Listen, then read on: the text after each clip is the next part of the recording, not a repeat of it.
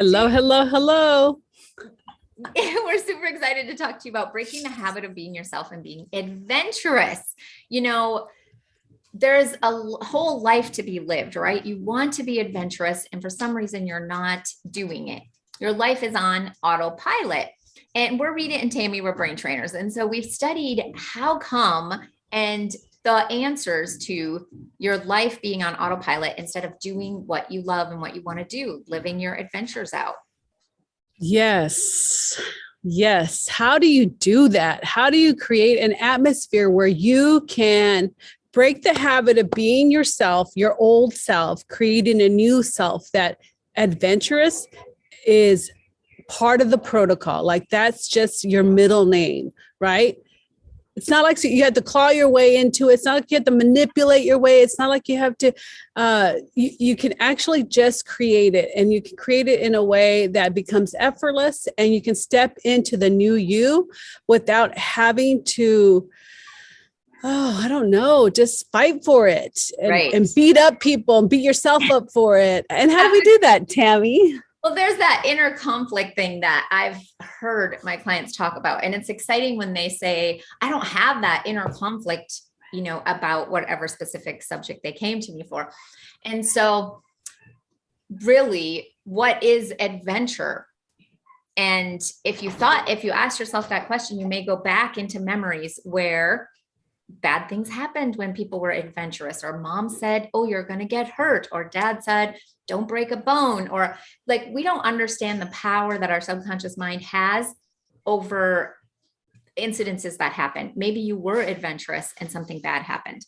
And so now you have that inner conflict going on, right? And it's not happening now. So if you really want to have adventure in your life, then we need to deal with where you stopped being adventurous. Yep. You learned not to be adventurous, where you learned it's bad.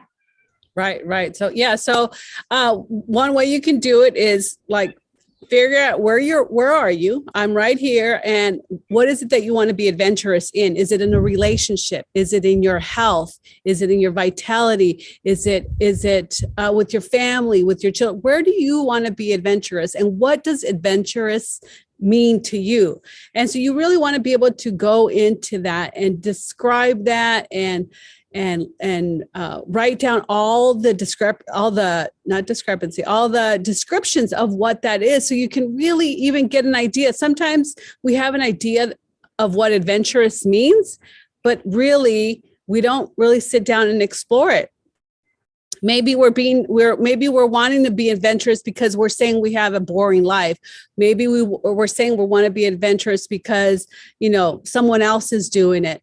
And you really want to be adventurous for you, for within you, not because of that, because then it has a tendency to pull back and it's not really a full-hearted you wanting to be adventurous. So I would jump into that and get the fantasy going. Tammy's the fantasy queen here.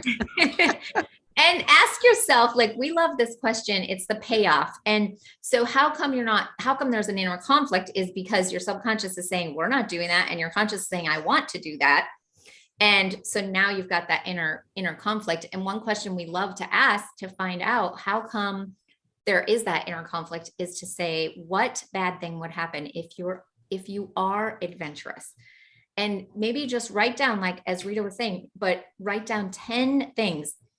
It's bad to be adventurous because. Write down 10 things and then look at those and determine, do you want to keep this list or do you want to be adventurous? It really is your choice. And that can help you get started on what you're really thinking. You need to know what you're really thinking so you can work together with your brain. And I think what happens when you're actually developing that and you're, I want to be adventurous, or what was the question? What's the payoff? What bad thing would happen? Yeah. What bad thing? Well, right. So if you go down the list and you really look and you really stop and you really absorb what you're saying, it's not even true. Right. It's not even your story. It's someone else's idea, someone else's value system. So if you really look at it, you can actually uncover and discover that you have that capability of being adventurous. And what you'll notice is that it'll show up, that opportunity will show up. 24 hours. If you don't have a lot of resistance, maybe in 2 days, 3 days, maybe in an hour, someone will call you, hey, let's do this. And you're like, okay, here it is. Yeah. And we're on fire to help you live your best life. And we know that you need to be living. All right. I know that there's a saying out there that's so powerful. It says something like, if you spend most of your life afraid of dying, like maybe that's worse than death itself. And so we want you to get out and enjoy life and be living life fully and do the things that leave you feeling fulfilled, and Yep. do that for others as well. So yeah, it's that. I was going to say, it's that coward. The coward dies many deaths. And it took me a long time to really wrap my brain around that. Like, what does it mean? A coward dies many deaths. And the valiant one, the brave one, only dies once. It's because every time we have a thought and we believe it, just because we have a thought doesn't mean it's true. It's just that thought is coming from old patterns or old value systems. So you consciously can be like, okay, yeah, I have that thought and it's not true.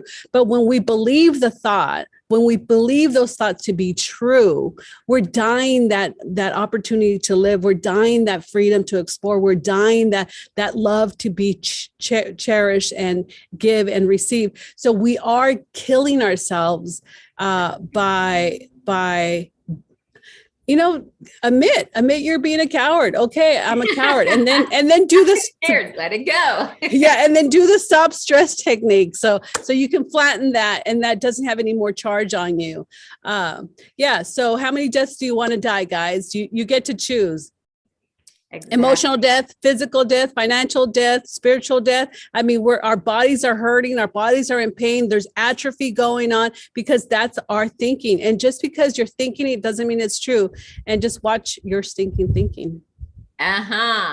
Perfectly said. Well, share, subscribe, share this with the people that are not living to their full potential. Give them a gift of just that one question or just that one insight into, a coward dying a million deaths, and just those little insights could help them on their journey. And so share that with them, be generous, and click the notifications. That way you'll know when we go live next time.